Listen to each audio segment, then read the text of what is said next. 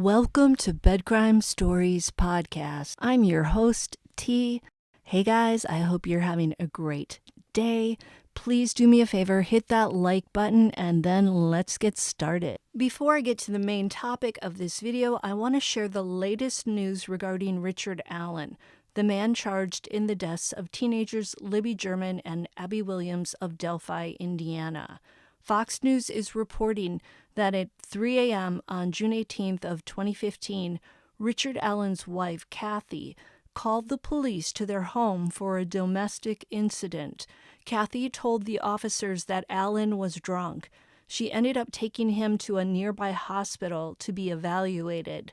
According to Sheriff Toby Lesenby of the Carroll County Sheriff's Office, the deputy's role during the incident was to keep the peace, and no arrests were made. There are no additional details about that 2015 incident or Richard Allen's evaluation. Also, it's unclear if this was a regular hospital or a mental health facility. Note that this was 2 years prior to Libby and Abby's deaths. Also this morning, on Thursday, November 3rd, the Sheriff of Carroll County, Toby Lesenby, filed a motion requesting that Allen be transferred from the White County Jail to a state prison for safekeeping. A judge signed the request, and public records show that Allen will be transferred from the custody of the sheriff to the custody of the Indiana Department of Corrections. It sounds like they want to be sure that Allen isn't going to get injured or worse before he's tried for the crime in March of 2023. There's also news about Kagan Klein. He's the doughboy with a passion for child pee who's often associated with the Delphi case. Kagan might be doing a little jig today in his jail cell because prosecutors are asking that 5 of the 30 child pee-related charges he's facing be dropped. Kagan Klein is also the catfishing guy who admitted to speaking with Libby German through a social media account. And records show that Kagan Klein communicated with Libby on February 13th of 2017, the day she died.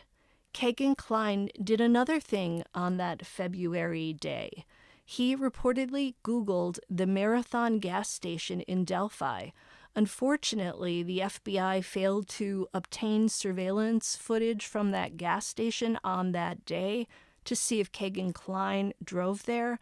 That might have linked Kagan to the Delphi case and shown if he played some role in the crime. Could the prosecutors asking for these 5 counts against Kagan Klein to be dropped be related to Richard Allen's arrest? Did Klein share information that led the authorities to Allen? We don't yet know, but the Indiana State Police did conduct searches in a section of the Wabash River near Klein's home in Miami County, Indiana, in September of 2022, and the crews were observed using metal detectors in the river and clearing debris along the riverbanks. Law enforcement has yet to release what, if any, evidence was found there. Could it be related to the Delphi case? I think there's a pretty good possibility of that. Now, on to the main topic of today's video, trying to reconcile Richard Allen with Bridge Guy. Richard Allen has lived in Delphi, Indiana for at least 16 years, and his house is about 2 miles from the Monon High Bridge. That's the old railway bridge where Libby and Abby crossed paths with Bridge Guy. Richard Allen definitely had easy access to that crime scene. As we hear more and more stories from Delphi locals who knew 50-year-old Richard Allen, the general consensus seems to be that they found him a nice, quiet, mild-mannered man who liked to hit the local bar 3 to 4 times a week with his wife and play in the pool league. Delphi resident Josh Rogers is quoted as saying, "I'm just surprised he lived so close and it took so long." Another resident named Carrie Rogers, who is likely Josh's wife, I think, said, "He looks just like a regular guy from Indiana, some guy you'd pass on the street and wouldn't think twice about. Just being as free as they for as long as they have been is unnerving. It's definitely unsettling." Well now, nice, mild-mannered Mr. Allen is behind bars in the White County Jail, nearly 16 miles from downtown Delphi, and he's about to be transferred, and maybe has already been transferred, to a state prison for his own safety. As we know, he's been charged with 2 counts for the deaths of Libby German and Abby Williams, and from his mugshot, it's clear that nice Mr. Allen is no longer smiling. According to CNN, efforts to find Allen an attorney to represent him have been difficult, and the Carroll County prosecutor, Nick McLeland, has said that he's not been notified by an attorney representing Allen. And who would want to take on this case and represent him? Well, maybe a lawyer who wants to go big time, somebody like the guy who represented Casey Anthony, although I think he's deceased now, but somebody like that who wants to be catapulted into the limelight. The depiction of the Richard Allen that the Delphi residents interacted with, that of a nice, mild-mannered guy, is in stark contrast to what we know about the monster, who's come to be known as Bridge Guy, and who is believed to have committed the crime either solo or with the help of others. One criminal profiler I listened to said that she believes Bridge Guy acted alone. She considers him a serialist, meaning someone who has done this more than one time. She also believes that at age 50, he's done this before and maybe just gotten lucky that he hasn't been caught. Other people are speculating that Bridge Guy had to have had some help, perhaps from someone like Kegan Kline. Kline is that doughy guy I just showed you, who's currently in jail on 30 counts having to do with child P. I don't really believe Kline assisted, at least not in the actual act, but he might have been there in some capacity to help. We won't know for sure what the investigators know about a possible accomplice until the case goes to trial in March of 2023, or in case they arrest somebody in the meantime. Here's what we do know about Bridge Guy and the crime. And as we revisit these details, let's think of them with Richard Allen in our minds.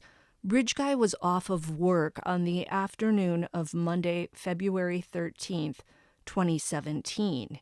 He had to have been, because that's the day the girls were forced to go down the hill. So was Richard Allen off on that afternoon? I have to believe he was, or else he would have a solid alibi. I'm pretty sure his colleagues over at CVS would be able to vouch for him being at work, and he would likely have been captured on surveillance video inside and outside the store that day. Libby's sister Kelsey drove Livy and Abby to the Delphi Historic Trail System and dropped them off at the entrance to the High Bridge around 1:30 p.m. Libby had on a brightly colored tie-dye t-shirt, and Abby was wearing one of Kelsey's sweatshirts, a light-hued, zippered one that Kelsey insisted Abby take. Between 1:30 p.m. and 2:07 p.m., Libby and Abby were likely having a grand time, laughing, talking, doing what teenage girls are wont to do. Libby had her phone, and she and Abby used it to document their daring feat of walking across that old, narrow, and rickety bridge. At 2:07 p.m., Libby posted a photo of Abby walking on the bridge to her Snapchat account. That was the last time Abby was seen alive. Just after that photo, Libby and Abby encountered Bridge Guy, and the very brave and quick-thinking Libby secretly recorded him for 43 seconds. In that video, we see Bridge Guy stepping carefully across the planks of the bridge. We can see him coming up behind the girls, and we hear him telling them to go down the hill.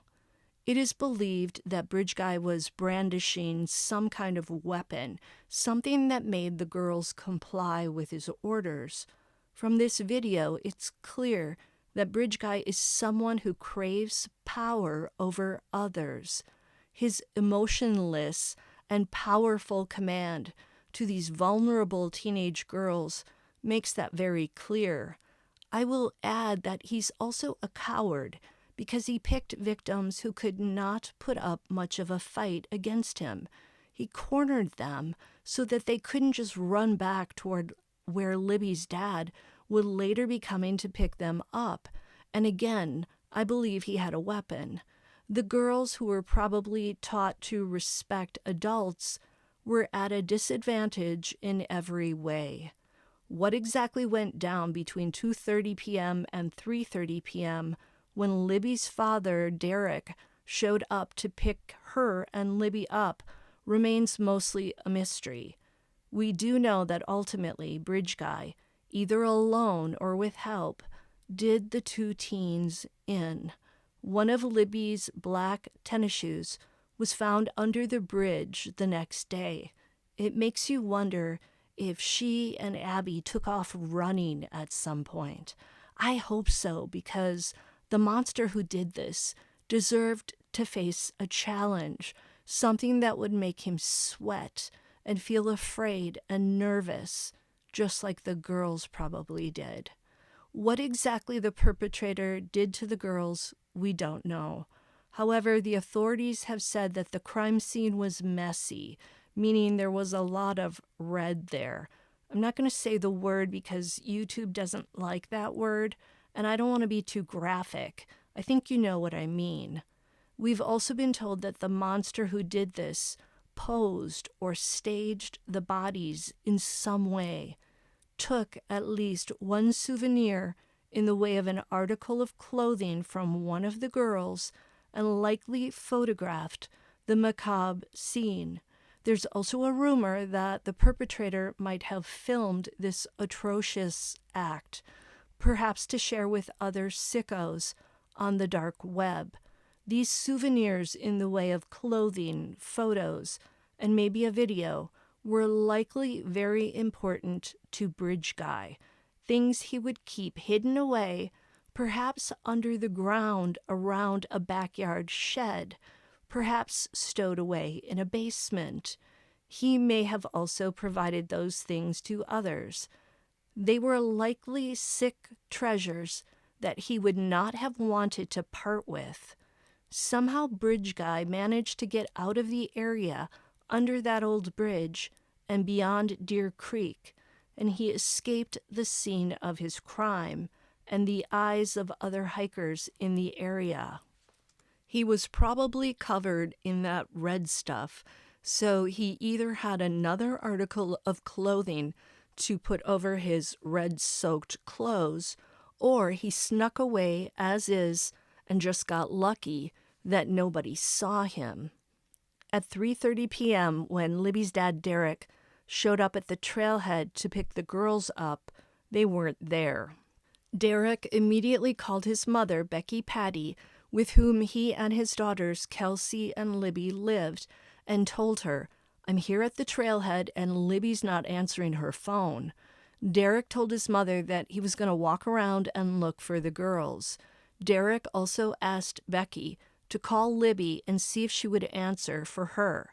So Becky started calling and texting her granddaughter Libby, but she didn't respond. Becky's daughter Tara also tried to get through to her niece Libby, and still there was no answer. A little before 4 p.m., Becky decided that she needed to head out and look for the girls. She called her husband, Mike Patty, who was a half hour away at work in Lafayette. Becky told him what was going on, and Mike said he would head out to help search after he wrapped things up at work.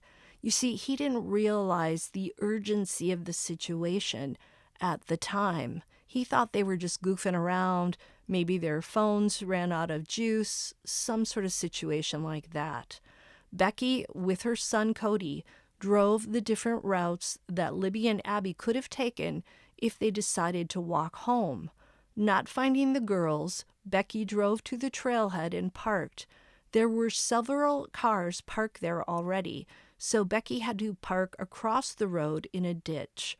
Someone also called Kelsey, who was at her boyfriend Chase's house. Eventually, Kelsey showed up, and she and her uncle Cody hiked over the Monon High Bridge and looked for the girls in the woods beyond it. Tragically, they couldn't find any signs of Libby and Abby. Kelsey was yelling her sister's name as loudly as she could, and to this day, Kelsey hopes that Libby might have heard her, and maybe the sound of her sister's voice gave her some hope, some peace, some comfort. At around 5:30 p.m., when Mike Patty arrived at the trailhead, he too walked the trails. Failing to find the girls, he called the police and told them that he and his family needed help. Mike then walked toward another bridge in the area, the Freedom Bridge. When he got there, he ran into 2 police officers. The police had already arrived. This eventually turned into a nighttime search in the darkness. The girls would not be found until the next day around 12:45 p.m. So when did Bridge Guy leave the crime scene? Let's say Richard Allen is found guilty of this crime, and let's just say he's Bridge Guy. Did Allen walk or drive straight home, or did he go somewhere else to clean away the signs of the crime? Where was Allen's wife, Kathy, late that afternoon and into the evening? Was she working late at her job as a veterinarian? Was she home? Was their daughter still living at their residence at that time? These are all questions we'll have to wait to get answers to, but it is curious to try and mesh this Bridge Guy person that we've had in our imaginations for the past 5.5 years and his evil deed with Richard Allen. I think that if Allen is found guilty of this crime, we're going to discover that he is most likely a psychopath, and that thanks to his traits as a psychopath, he was able to hide in plain sight and come across as the guy no one would ever suspect. On the FBI's website, I found an article that describes psychopaths who are serialists, as in people who commit crimes like that, serial multiple times. It said that they do not value human life, and they're extremely callous in their interactions with their victims. They commit crimes without a sense of remorse. They tend to be narcissists, selfish, and vain. Some can be very charming. Think Ted Bundy. And they're able to pretend that they're all around nice guys. Sound like anyone we know now? Until the next time on Bed Crime Stories, do me a favor, smash that like button, subscribe to my channel, leave me a comment. If you want to support my channel, you can join the memberships. And if you want to leave a one-time donation, just head over to my Patreon.